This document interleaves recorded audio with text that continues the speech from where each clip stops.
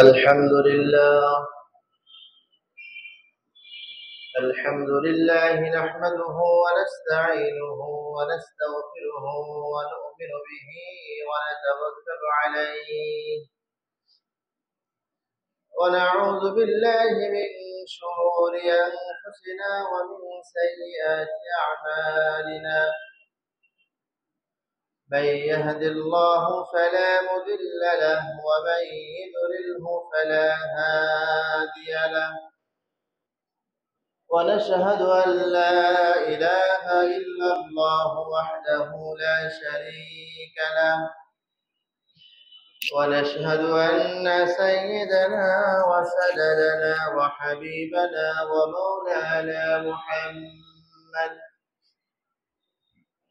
الذي أرسله بالحق بشيرا ونذيرا وداعيا إلى الله بإذنه وسراجا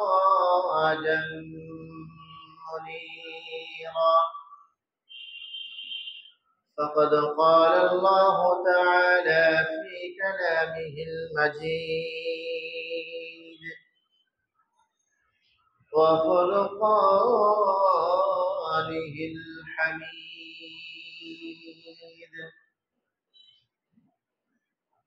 قل لا أملك لنفسي نفعا ولا ضرا إلا ما شاء الله إلى آخر الآية. وقال رسول الله صلى الله عليه وسلم لا عدوى ولا تيارة ولا هامة ولا سقر الحديث إن الله وملائكته يصلون على النبي يا أيها الذين آمنوا صلوا عليه وسلموا تسليما. درود شريف পড়ে اللهم صل على محمد وعلى آل محمد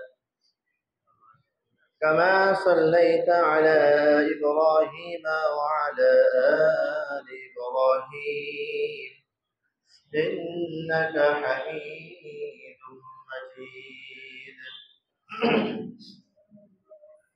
اللهم بارك على محمد وعلى آل محمد كما باركت على إبراهيم وعلى آل إبراهيم إنك حميد مجيد.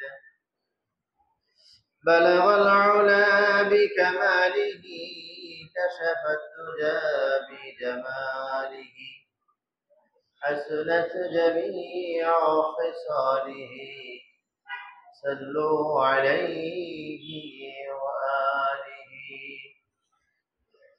سبحانك لا علم لنا إلا ما علمتنا إنك أنت العليم الحكيم.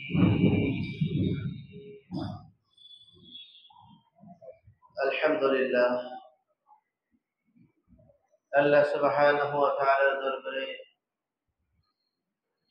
কালিমাত শুকর ও সুজুদ আদায় করছি যে মহান রব্বুল ইজ্জত ওয়াল জালাল পবিত্র সফর মাসের প্রথম জুমায় আল্লাহ তাআলা জুমার নামাজ পড়ার জন্য আমাদেরকে জুমার মসজিদে হাজির করেছেন। এজন্য প্রত্যেকে আল্লাহ তাআলার দরবারে শুকরিয়া জানাই আলহামদুলিল্লাহ। গত জুমা থেকে আজ জুমা পর্যন্ত লম্বা হায়াত আল্লাহ তাআলা আমাদেরকে দান করেছেন। হায়াতের মধ্যে আল্লাহ তাআলা সুস্থতা নিয়ামত দান করেছেন। বর্তমান যে সময় চলতেছে, যে সিজন চলতেছে, প্রত্যেক ঘরে ঘরে মানুষ, নওজোয়ান, মাসুম বাচ্চা, মুরব্বিরা কেরাম অসুস্থ হয়ে পড়ে আছে। আল্লাহ তাআলা আমাদেরকে এখনো পর্যন্ত সুস্থ সবল রেখেছেন। আল্লাহ তাআলার দরবারে শুকরিয়া। যারা অসুস্থ হয়ে গেছেন, আক্রান্ত হয়েছেন, আল্লাহ তাআলা যেন অতি দ্রুত সকলকে সুস্থতা হাত নসিব করেন। সকলে বলি আমিন। আল্লাহ দুরূদ ও সালাম পেশ করি মানবতার দিশারি সাইয়্যিদুল কাওনাইন আমার আপনার সকলের প্রাণ প্রিয় মানুষ জনাব মুহাম্মদ রাসূলুল্লাহ সাল্লাল্লাহু আলাইহি ওয়াসাল্লামের উপর। সম্মানিত হাজিরিন, বর্তমান যে মাস শুরু হয়েছে আরবিতে বলা হয় সফর মাস। সফর এর শাব্দিক অর্থ হলো রিক্ত হওয়া, জিরো, ফ্যাকাশে হওয়া। অর্থাৎ সফর মাসে আরব দেশের মধ্যে অনাবৃষ্টি হতো, জমিন ফেড়ে চৌচির হয়ে যেত, গাছ বৃক্ষ মারা যেত বৃষ্টি না হওয়ার কারণে। সবুজতা সজীবতা থাকতো না। এজন্য তারা এই সফর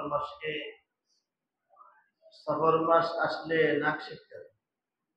একটা কুলক্ষণ মাস এসেছে, একটা অশুভ অকল্যাণকর মাস আমাদের সামনে হাজির হয়েছে। সফর মাস আসলেই আইয়ামে জাহিলিয়াতের যুগে মানুষ মাসকে গালিগালাজ, এই মাস আসলে তারা অশুভ মাস আসছে, কুলক্ষণ মাস আসছে, এভাবে তারা মাসের উপরে গালিগালাজ শুরু করতো আইয়ামে জাহিলিয়াত। ঠিক রাসূল আকরাম সাল্লাল্লাহু আলাইহি ওয়াসাল্লাম আগমন করে আইয়ামে জাহিলিয়াতের প্রথাকে, তাদের এই কথাকে রদ করেছে। এই সফর মাস অশুভ কুলক্ষণ না। সফর মাস তো আল্লাহ তাআলার দেওয়া একটা আজীব একটা মাস। 12টা মাসের মধ্যে আর একটা মাস হলো সফর। মুহররম মাসে আল্লাহ তাআলা যুদ্ধ বিগ্রহ হারাম করেছিলেন। সফর মাস শুরু হলে রাসূল আকরাম সাল্লাল্লাহু আলাইহি ওয়াসাল্লাম সাহাবাদেরকে নিয়ে জিহাদের ময়দানে যুদ্ধের জন্য প্রস্তুতি গ্রহণ করতেন।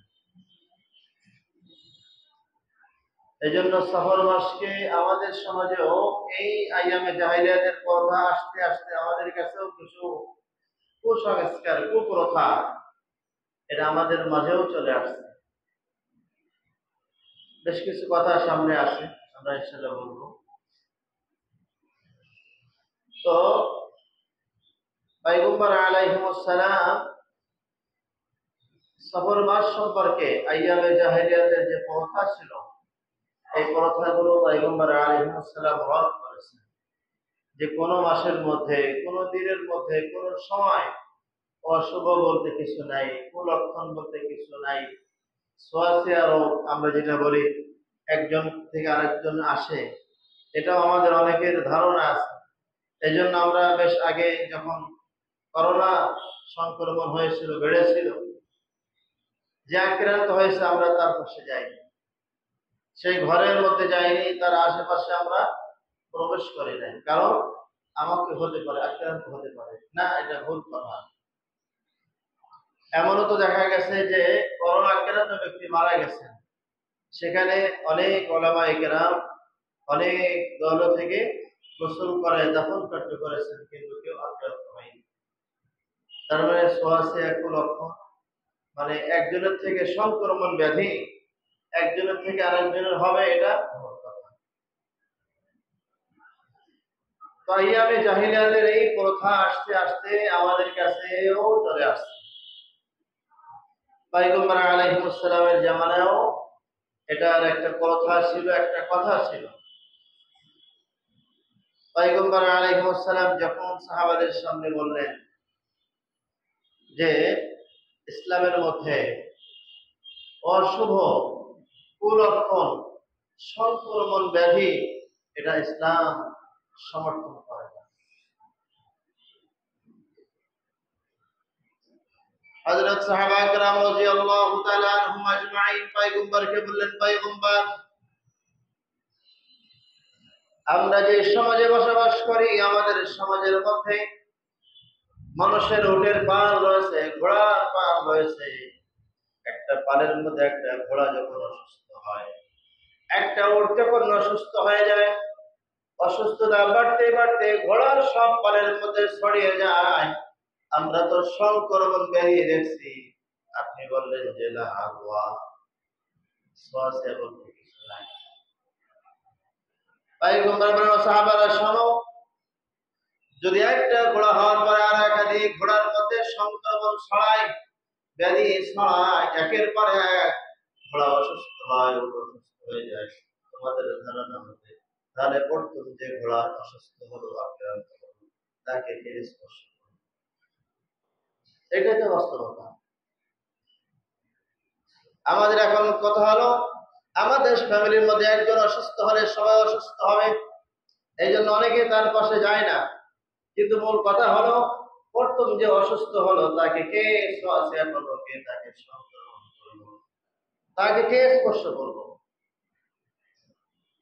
যে ঘোড়াটা, যে উটটা প্রথমেই অসুস্থ হয়ে গেল, তার তো কেউ সংক্রমণ করে নাই, তাকে কেউ স্পর্শ করলো না, তাহলে সে অসুস্থ হয়ে গেল, সে ব্যাধিতে আক্রান্ত হলো কেন?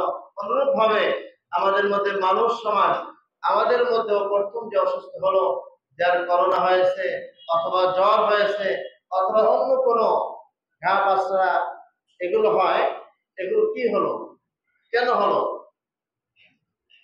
তার মানে পয়গম্বর আলাইহিস সালাম বললেন সংক্রমণ বলতে কিছু নাই, সংক্রমণ ব্যাধি শ্বাসের রোগ বলতে কিছু নাই, লা আদওয়া ওয়ালা জিয়ারাতা ওয়ালা আমাতা ওয়ালা সাফা। তাহলে যদি একটা ঘোড়ায় হওয়ার পরে সব ঘোড়ার মধ্যে, সব উটের মধ্যে রোগ ছড়িয়ে যায়, তাহলে প্রথম যে অসুস্থ হলো তাকে কে দিল? এই জন্য পয়গম্বর আলাইহিস সালাম বলেন এটা সম্পূর্ণ আল্লাহ তাআলার অধীনে, সম্পূর্ণ আল্লাহ তাআলার জিম্মায়। আল্লাহ তাআলা আয়াত নাযিল করলেন, قل لا أملك لنفسي نفعا ولا ضرا إلا ما شاء الله ولو كنت أعلم الغيب لاستكثرت من الخير। পয়গম্বর আলাইহিস সালাম বললেন, আপনি বলে দেন যে আল্লাহ তাআলা ব্যতীত কোনো মানুষ কোনো কিছু করতে পারে না। আমি নিজেও কোনো গায়েবের খবর জানি না। আমলিকু লিনাফসি নাফআ ওয়ালা দাররা, আমি আমার নিজেকে কল্যাণ করতে পারি না, অকল্যাণ থেকে বাঁচাতেও পারি না, এটা আল্লাহ তাআলা করে। قل لا أملك لنفسي نفعا ولا ضرا إلا ما شاء الله। একবার আপনি বলে দেন আমি আমার নিজের কল্যাণ নিজেই সাধন করতে পারি না, কারণ আমি গায়েবের খবর জানি না। ইন্নী লা আ'লামুল গায়ব, আমি গায়েবের অদৃশ্য খবর জানি না। যদি আমি জানতাম তাহলে আমি অনেক কথা আগে থেকে জেনে ফেলতাম, অনেক বাধা থেকে, অনেক বিপত্তি থেকে আমি পয়গম্বর নিজে বাঁচতে পারতাম, সাহাবাদেরকে বাঁচাতে পারতাম। পয়গম্বর আলাইহিস সালাম আয়াত দ্বারা বোঝালেন আমি নিজেকে নিজের কোনো কল্যাণ করতে পারি না এবং অকল্যাণ থেকে বাঁচাতেও পারি না, ইল্লা মাশা আল্লাহ, যদি আল্লাহ তাআলা না চায়। কারণ আমি আমাকে সেভ করব কিভাবে? যদি আল্লাহ তাআলা আমার তাকদীরের মধ্যে, আমার তাকদীর যদি কোনো ব্যাধিতে আল্লাহ তাআলা আক্রান্ত করেই রাখে, তাহলে আমি তো বাঁচতে পারবো না। এইজন্য আল্লাহ তাআলা বললেন قل لا أملك لنفسي نفعا ولا ضرا إلا ما شاء الله ولو كنت أعلم الغيب। পয়গম্বর আপনি বলেন আমি নিজের কল্যাণ এবং নিজের জন্য ভালো কিছু সাধন করতে পারি না, যদি আল্লাহ তাআলা না চান। আল্লাহ তাআলা সবকিছু সম্ভব। এইজন্য পয়গম্বর আলাইহিস সালাম বলেন লা আদওয়া ওয়ালা জিয়ারাতা ওয়ালা হামাতা ওয়ালা সাফরা আল হাদিস। ইসলামের মধ্যে অশুভ অকুলক্ষণ বলতে কিছু নাই। তৎকালে আইয়ামে জাহিলিয়াতে এই সফর মাস আসলে তারা সফর মাসকে গালিগালাজ করত, অনেক খারাপ ভাষায় মাসকে গালিগালাজ করে বলতো যে কুরকম মাস আসছে, অশুভ মাস আসছে, এ মাসের মধ্যে বিবাহ শাদী করা যাবে না, এ মাসের মধ্যে জমিন থেকে কোনো ফসল আনা যাবে না। তাদের অনেক মানে খারাপ কথা, খারাপ প্রথা তাদের সমাজের মধ্যে ছিল। পয়গম্বর আলাইহিস সালাম জমিনের মধ্যে এসে তাদের এই কথাগুলো রদ করেছেন যে লা আদওয়া, না সংক্রমণ বলতে ইসলামে কিছু নাই। হ্যাঁ, সংক্রমণ যদি হতো তাহলে আমাদের সমাজের মধ্যে আমরা মানুষ নিয়ে বসবাস করি, পশু পাখি নিয়ে বসবাস করি, উট ঘোড়া নিয়ে বসবাস করি, তাহলে তো আমরা সকলেই সংক্রমণ হয়ে মারা যেতাম। এই জন্য পয়গম্বর আলাইহিস সালাম আরো বলে যে হ্যাঁ, আমাদের যেহেতু ইমানের দুর্বলতা রয়েছে, আমাদের ইমানের মধ্যে অনেক দুর্বলতা রয়েছে, এই কারণেই সকলকে সতর্ক থাকা, অবলম্বন করা এটা উচিত। কিন্তু বিশ্বাস এটা না যে আমার ছেলের হয়েছে আমাকেও হবে, আমার স্ত্রীর হয়েছে আমাকেও হবে, এটা ভুল কথা। শুধুমাত্র ইমান দুর্বল থাকার কারণে, আকীদা দুর্বল হওয়ার কারণে আমাদের সতর্কতা অবলম্বন করে চলা, তবে বিশ্বাস না রাখা যে আল্লাহ তাআলা যা করবে ওটাই হবে, এটা হলো মূল কথা। লা আদওয়া ওয়ালা থিয়ারাতা ওয়ালা হামাতা ওয়ালা সামাতা ওয়ালা থিয়ারা বলা হয়। আমরা অনেক সময় আমাদের সমাজেও এই কথাগুলো চলে আসছে, অশুভ বলতে এটা কিছু নাই, কুলক্ষণ কিছু না।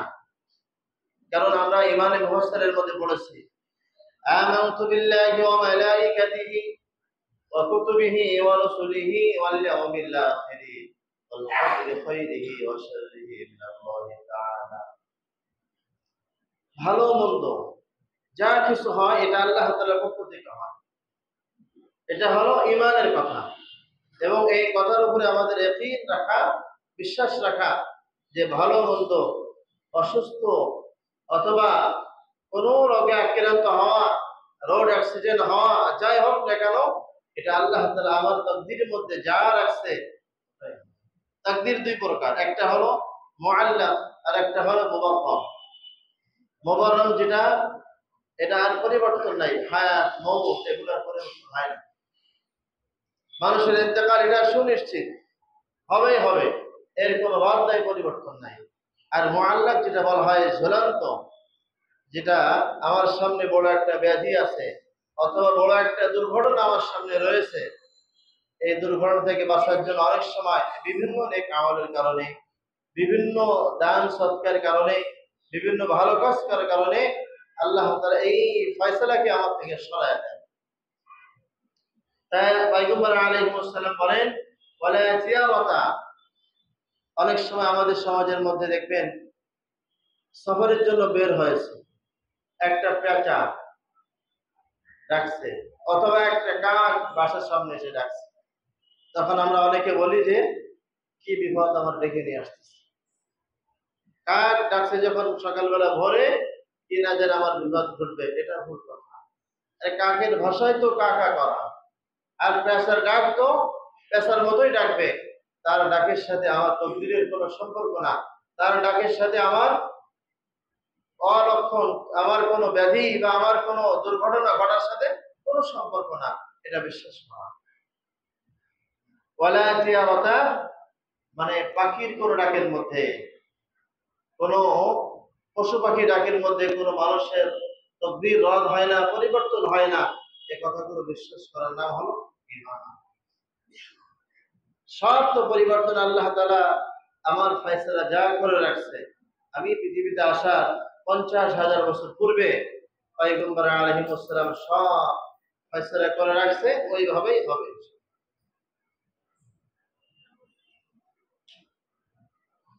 আরেকটা হলো ওয়ালা হামাতা, যেটা আগে বললাম যে পাখির ডাকের সাথে আমাদের, অনেকক্ষণ আমরা বের হয়েছি, ভোরবেলা পাখির ডাক শুনে আমরা সফরকে ক্যান্সেল করে দিই, সফরকে আমরা ঠেকায় রাখি যে না আর বের হব না, এটা বলে সফর মাসের মধ্যে আল্লাহ তাআলা কোনো অশুভ অকল্যাণকর কিছুই রাখেননি।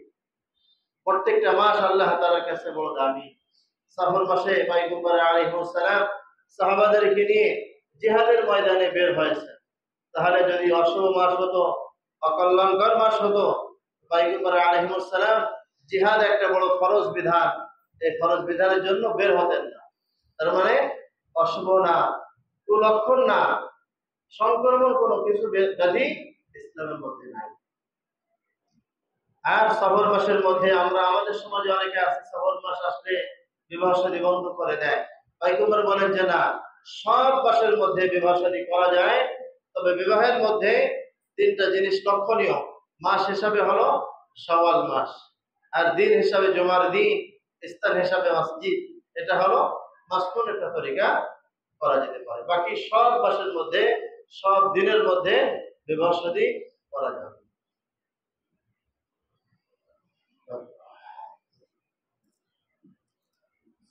এই জন্য আমাদের ঈমান আকীদা করে ঠিক রেখে চলা।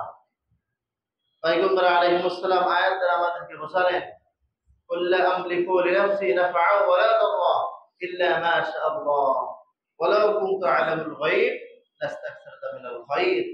যে আমি আমার নিজেকে কোনো অকল্যাণকার থেকে বাঁচাতেও পারি না, আবার আমার কোনো একটা ভালো জিনিস আমার জন্য হোক এটা আমি চাইতে পারি না যদি আল্লাহ তাআলা না চায়। তো এটা আসলে মূল কথা। আল্লাহ তাআলা যদি আমার তকদিরের মধ্যে ভালো কিছু রাখেন তো এটাই ঘটবে।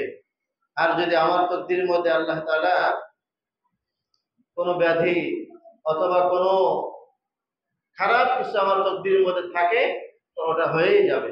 এই জন্য আমাদের ঈমান আমলকে ঠিক রাখা, তকদিরকে বিশ্বাস করা। আমাদের সমাজের মধ্যে আরো বেশ কিছু কথা, কুপ্রথা রয়েছে। একটা হলো আমাদের সমাজের মধ্যে অনেক সময় আমরা বলি যে আমাদের চোখ যদি লাফায়, তো অনেকে বলে যে চোখ লাফালে টাকা আসে, চোখ লাফালে বিপদ আসে, হাতের মধ্যে চুলকালে টাকা আসে, হাতের মধ্যে যদি কোনো শিরা উপশিরার মধ্যে ঝিনঝিন ভাব হয় তো ব্যাধিতে আক্রান্ত হয়। এরকম অনেক কথা রয়েছে, এগুলো সম্পূর্ণ ভ্রান্ত কথা। চোখ লাফানোর সাথে কোনো টাকা পয়সার সম্পর্ক না, হাত চুলকানের মধ্যে কোনো বিপদের সংকেত না, এগুলো না। অনেক সময় আমরা বাইরে সফরের জন্য বের হয়েছি, পায়ে হোঁচট লাগে, পায়ের মধ্যে আঘাত লাগে, তখন আমরা বলে ফেলি যে আজকে মনে হয় এই বিপদ কি সামনে আসছে, আজকের দিনটা মনে হয় ভালো যাবে না। এটা ভুয়া কথা, এটা ভুয়া কথা। এই জন্য আমার চলার মধ্যে, পায়ে হোঁচট লাগার মধ্যে, পায়ে আঘাত লাগার মধ্যে এটা অশুভ না, কুলক্ষণ না। অনেক সময় আমরা বলি যে পেছন থেকে যখন মানুষ সফরে বের হয়েছে, পেছন থেকে কেউ ডাকবে না, ডাকলে তার সফরটা ভালো হবে না, এটাও ভুল কথা। ডাকার সামনে, সামনে পিছে, ডাইনে পিছে, এটা কোনো খারাপের সাথে কোনো সম্পর্ক নাই। এটা আইয়ামে জাহিলিয়াতের প্রথার সাথে আমাদের কিছু কথা এখন পর্যন্ত রয়ে গেছে বিধায় আমরা এটা বলে থাকি, কিন্তু এটা না।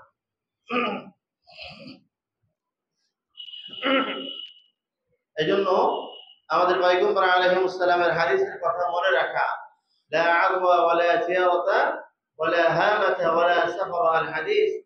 পয়গম্বর আলাইহিস সালাম বলেন, ইসলামের মধ্যে অশুভ, কুলক্ষণ, সংক্রমণ এরা ইসলামের মধ্যে নাই।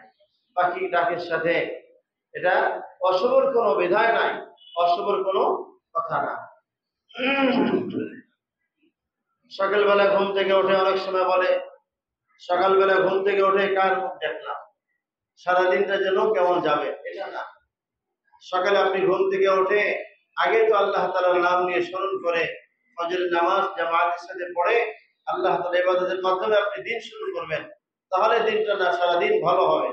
আপনি সকালে ঘুম থেকে উঠে বেনামাজি অবস্থায় করেন তো আপনার তো তকদিরের মধ্যে ভালো কিছু থাকার কথা না। কারণ আল্লাহ তাআলা আমাকে ঘুমের মধ্যে রাখছে, ঘুমটা একটা মৃত্যুর ভয়। ঘুম কেমন যেন মৃত্যুর মতোই, মানুষ ঘুমাইলে কিছুই বলতে পারে না। আর অনেকে এমন ঘুম ঘুমায়, ঘুমের মধ্যে চির ঘুম হয়ে যায় আর সকাল হয় না।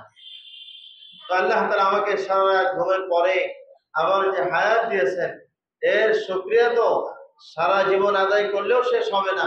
এই জন্য প্রথমত শুকরিয়া হলো ঘুম থেকে উঠে ওযু করে ফজরের নামাজ জামাতের সাথে পড়া। আমাদের সমাজের মধ্যে আরেকটা কুসংস্কারের কথা রয়েছে। অনেক সময় আমরা দুইজন বা তিনজন কথা বলি, কথা বলতে বলতে এমন একজনের কথা বলি সে নাই, হঠাৎ সে আসছে, আমরা তখন বলি যে অনেকদিন বাঁচলাম, কেন এই মুহূর্তে তোমার কথা বলতেছিলাম। আপনার আমার আলাপ আলোচনার মধ্যে আরেকজনের কথা হচ্ছে, সে আসলে তার হায়াত বাড়বে, এটা সম্পূর্ণ ভুল কথা। এটা সম্পূর্ণ ভুল কথা।